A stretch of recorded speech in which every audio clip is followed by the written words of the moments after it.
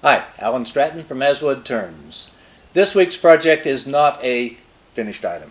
It is a preparation. In turning, we talk a lot about turning green wood and turning it into a bowl and then drying it so that the bowl doesn't crack and such.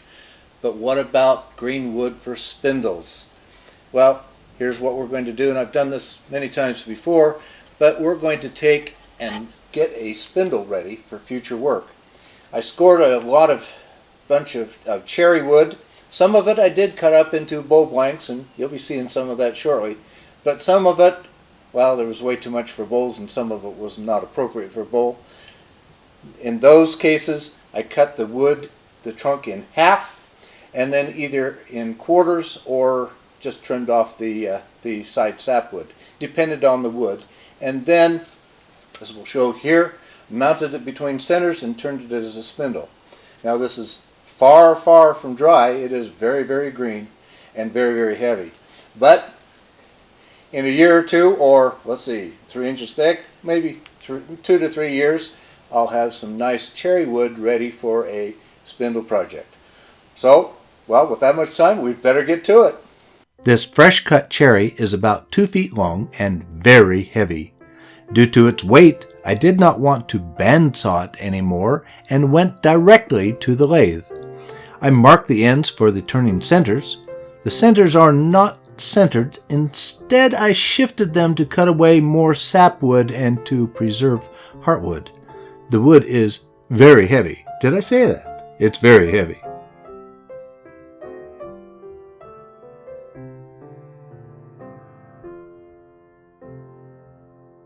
When turning on the lathe, I realized I probably should have bitten the bullet and sawn off more sapwood. Yes, it was very heavy for the bandsaw. It's also very heavy and now off balance for the lathe. And with this much wood, despite a heavy lathe, the lathe is bouncing around like crazy. I have to turn it down to where the lathe stays put. That makes it tough to even rough out the blank.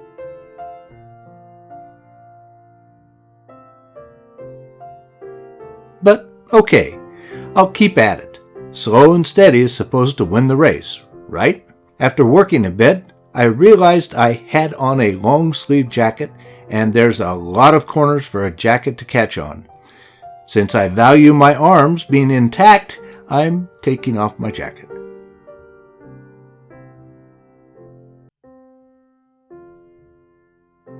As some of the wood is removed, I'm turning up the speed little by little. Then my cuts cut more and more and more wood.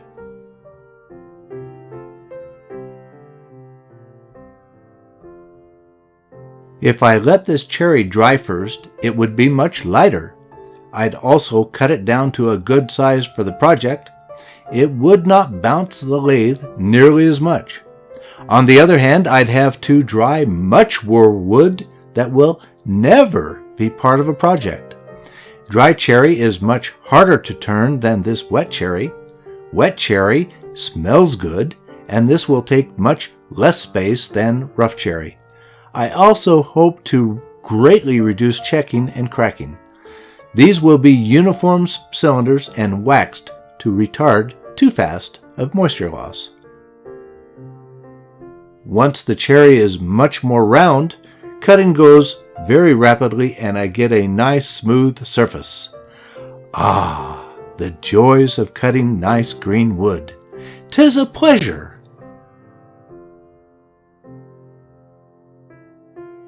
With the rough turning finished, I'm noting on the billet the wood species, cherry, and the date.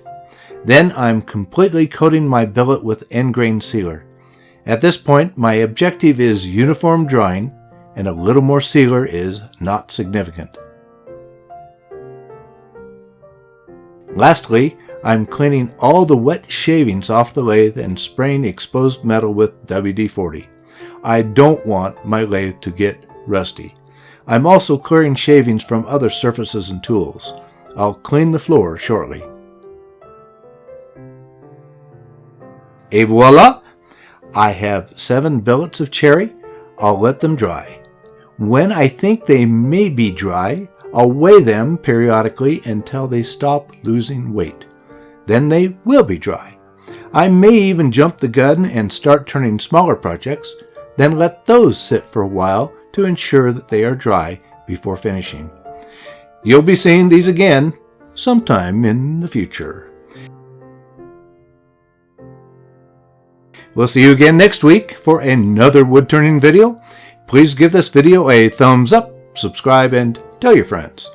Always wear your full face shield because goggles are not enough. Until next week, this is Alan Stratton from As Wood Turns. Let's keep on turning.